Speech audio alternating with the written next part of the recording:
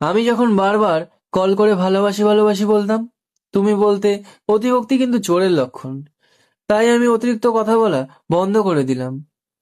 আমি যখন কথা বলতে চাইতাম, সময় দিতে বলতাম, তুমি বলতে সময়ের দাম দিতে শেখো। তাই আমি আবেগ কন্ট্রোল করে সময়ের দাম দিতে শিখে নিলাম। আমি যখন তোমার একটা কল বা মেসেজের জন্য দীর্ঘ অপেক্ষা করতাম, তুমি বলতে বেশি আশা ভালো না। তাই আমি আশা করা ছেড়ে দিয়ে অপেক্ষা করতে ভুলে গেলাম। আমি যখন তোমাকে নিয়ে খারাপ স্বপ্ন দেখে সবার আগে ফোন করে তোমার খোঁজ নিতাম, তুমি ঠিক আছো কিনা, তুমি বলতে পাগলামিটা একটু কমাও। তাই নিজেকে সুস্থ মস্তিষ্কের মানুষ হিসেবে গড়ে তুললাম। আমি যখন না খেয়ে অপেক্ষা করতাম এটা জানার জন্য তুমি খেয়েছো কিনা, তুমি বলতে এত ন্যাকামি ভাল লাগে না। তাই ন্যাকামি ছেড়ে দিয়ে নিজের মতামতকে তখন গুরুত্ব দিতে শিখলাম। আমি যখন মন খারাপ করতাম তোমার অবহেলায়, তুমি বলতে এত দুর্বল কেন তুমি। তাই আমি মন খারাপ ছেড়ে দিয়ে নিজেকে শক্ত করে নিলাম।